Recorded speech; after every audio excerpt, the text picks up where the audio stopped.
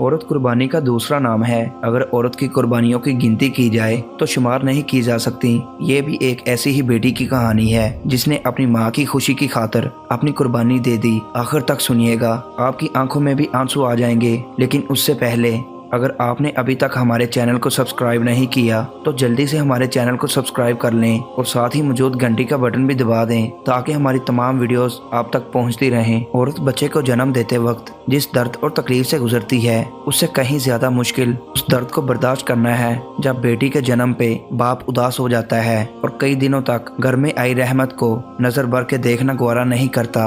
उस वक्त माँ की रूह पे ऐसे जख्म लगते हैं जिनके दर्द का अंदाजा करना किसी और के लिए बहुत मुश्किल है। मैं भी ऐसी तकलीफ से गुजरी हूँ। जब तुम पैदा हुई तो तुम्हारे बाप ने कई दिन तक तुम्हारा चेहरा नहीं देखा। इस बात को 29 बरस बीत चुके हैं, लेकिन तुम्हारे बाप से मेरा ये शिकवा अब भी कायम है। खुदा ने उन्हें इस रहमत से मुंह मोड़ने का सिला ऐसे दिया कि एक के बाद एक बेटियों का जन्म हुआ। उन्हें बेशक अपनी गलती का एहसास बहुत पहले हो चुका है, लेकिन मैंने आज तक उन्हें माफ नहीं किया। मैंने अपनी बड़ी बेटी फरहाना का सर गोद में रखा और बरसों पुराने दर्द फिर से याद करने लगी। अम्मी, आज आप ये सब मुझे क्यों बता रही हैं? फरहाना ने मुझसे सवाल किया। चंदा, मेरे दिल में तुम्हारी बाकी बहनों की निस्बत तुम्हारे लिए ज्यादा मोहब्बत है। अब तुम 29 की हो रही हो। तुम्हारी उम्र का हर बढ़ता लम्हा मेरी कमर झुका रहा है। जिस मुश्किल वक्त से तुम गुजरी हो उस तकलीफ का मुझे अंदाजा है, लेकिन ये दुनिया की रीत है और हमें ये रीत निभानी पड़ेगी। अम्मी, खुदारा मेरे हाल पे रहम करें। आप जानती हैं मैंने कसम खाई है कि मैं फिर से किसी के सामने अपना तमाशा नहीं बनने दूंगी। फरहाना गुस्से में तिल मिलाती उठ बैठी। बेटा, इस बात को 2 साल बीत चुके हैं, अब भूल जाओ। मैंने उसका हाथ अपने हाथ में लिया पर वो मेरा हाथ छुड़ा कर मेरे बिस्तर से उठकर अपने कमरे में चली गई और मैं सर पकड़कर बैठ गई। फरहाना एहसास कमतरी की ऐसी शिकार हुई कि उसने अपने गिर्द एक खोल बना लिया जिसमें से वो निकलना नहीं चाहती।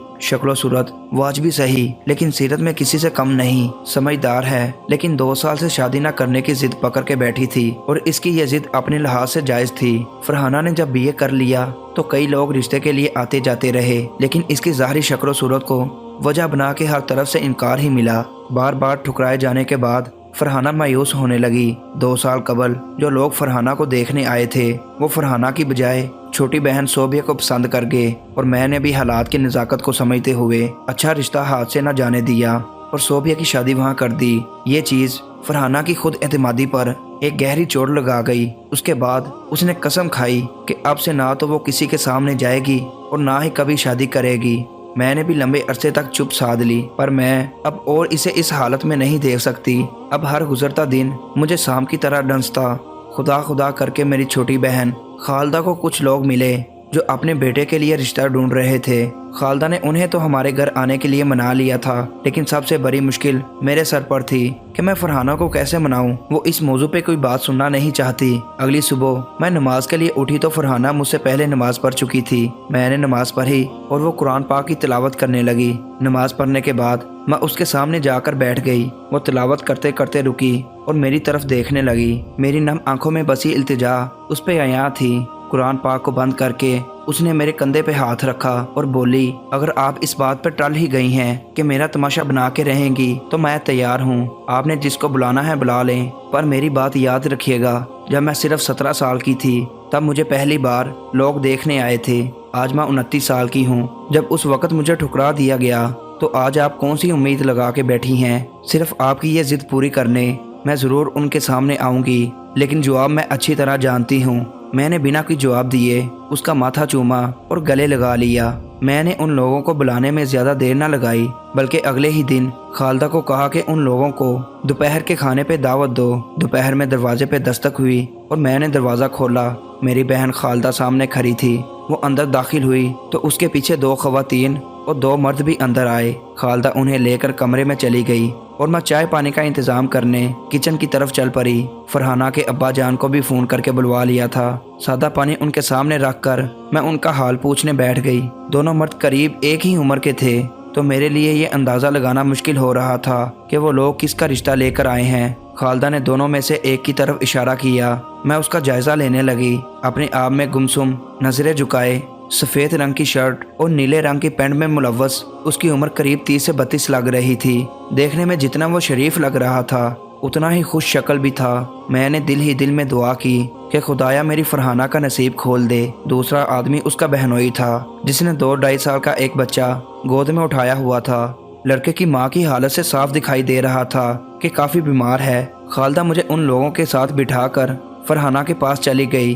थोड़ी देर बाद फरहाना शरबत से भरे गिलास लेकर कमरे में दाखिल हुई। सबकी नज़रें फरहाना पर पड़ी और मेरी और खालदा की नज़रें उनके चेहरे पर आने वाले तासुरात का जायजा लेने लगी। जिन 2 लोगों के लिए ये महफिल सजी थी वही इस सूरत हाल से बेखबर थे।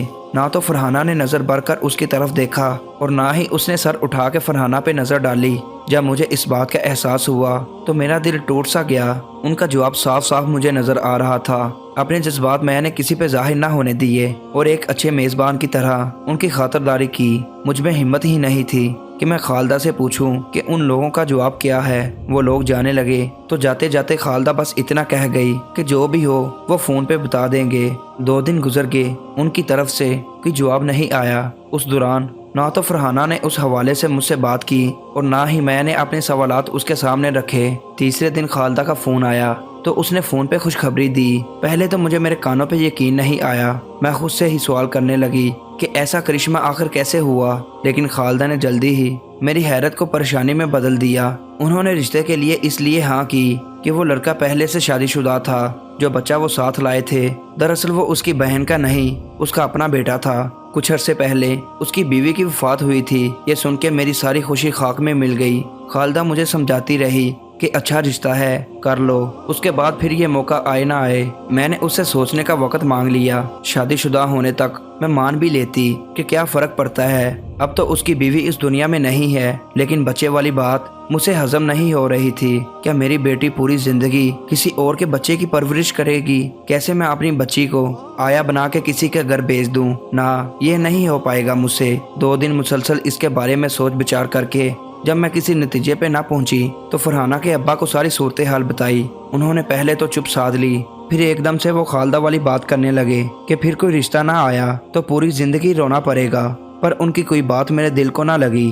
जब उन्हें ये एहसास हो गया कि उनकी सारी बातें मेरे सर के ऊपर से गुजर रही हैं तो उन्होंने एक आखिरी मशवरा दिया कि मैं ये सारी सूरत हाल फरहाना को बता के फैसला उस पर छोड़ दूं। इस सब में यही एक बात थी जो मुझे बेहतर लगी, पर इतनी हिम्मत कहाँ से लाऊं जो ये सब उसको समझा सकूं। लेकिन करना तो था, बस मैं इसके लिए सही वक्त का इंतज़ार करने लगी। फरहाना इशा पढ़ के फारिग हुई तो मैं उसके बिस्तर पे बैठी थी। अम्मी आप खैरियत? कोई काम था? वो मुझसे पूछने लगी। नहीं, वो एक बात करनी थी तुमसे।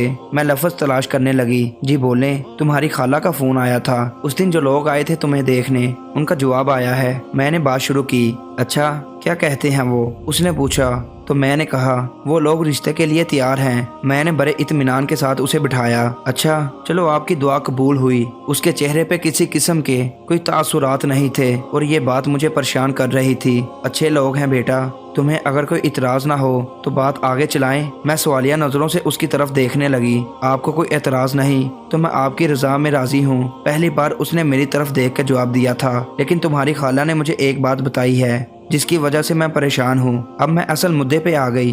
क्या बताया खाला ने? वो लड़का शादीशुदा है, उसकी बीवी इस दुनिया में नहीं है, उसका 2 साल का बेटा भी है। अच्छा, ये बात तो मुझे उसी दिन पता चल गई थी जिस दिन वो आए थे। फरहाना का ये जवाब मेरे लिए हैरान कुन था। तुम्हें कैसे पता चला? उस दिन तुम्हारी खाला ने ऐसी कोई बात की, ना ही उन लोगों ने बताया। अम्मी, कुछ चीजें महसूस करने से पता चलती हैं। मैंने जब एक नज़र उसको देखा तो उसका पूरा ध्यान उस बच्चे की तरफ था जो उस वक्त किसी और की गोद में था और वो बच्चा बस उसकी तरफ देखे जा रहा था। उन दोनों की आंखों में एक जैसी चमक थी और इसी चमक से मेरी नजरें फिर से नहीं उठ पाईं। इस बारे में मजीद कुछ बात करने के लिए मेरे पास लफ्ज़ मौजूद नहीं थे।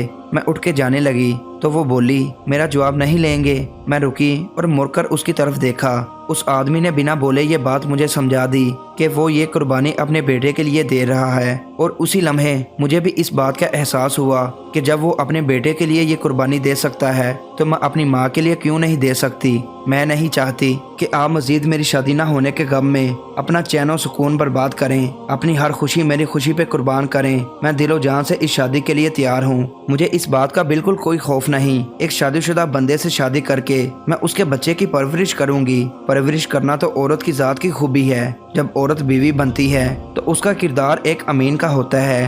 तो अमीन तभी सच्चा अमीन बन पाता है جب وہ امانت کو اپنا سمجھ کے اس کی حفاظت کرے اور جب میں اس کا سب کچھ اپنا لوں گی تو پھر وہ شوہر بھی میرا ہوگا اور اس کا بچہ بھی میرا بچہ کہلائے گا۔ میرے پاس سارے لفظ ختم ہو گئے۔ میری بیٹی نے مجھے ایک پل میں عام عورت سے خوش نصیب ترین ماں بنا دیا۔ ان سب تکلیفوں کے بدلے جو میں نے فرحانہ کے جنم سے لے کے آج تک برداشت کی تھی، اس کا ایسا مداوع میرے لیے ایک نعمت تھا۔ مجھے فخر ہے کہ میں بیٹی کی ماں ہوں۔ کچھ کاموں کا قدرت نے صحیح وقت مقرر کیا ہوتا ہے اور وہ کام تبھی پورا ہو پاتے ہیں جب وہ وقت آتا ہے۔ شاید فرحانہ کی شادی کا یہی صحیح وقت تھا۔ اب وہ اتنی سمجھدار تھی کہ ہر قسم کے حالات کا مقابلہ کر سکتی تھی۔ میں نے پہلی ہی فرصت میں فرحانہ کی شادی طے کر دی اور اس نے نہ صرف اپنے شوہر کا خیال رکھا بلکہ اس کی ہر ذمہ داری اپنے سر لی اور بخوبی نبھائی۔ جب ہمت، حوصلہ اور سمجھداری غالب آ جائے تو ظاہری شکل و صورت چھپ جاتی ہے اور تب صرف سیرت عیاں ہوتی ہے جس کا حسن دائمی ہے۔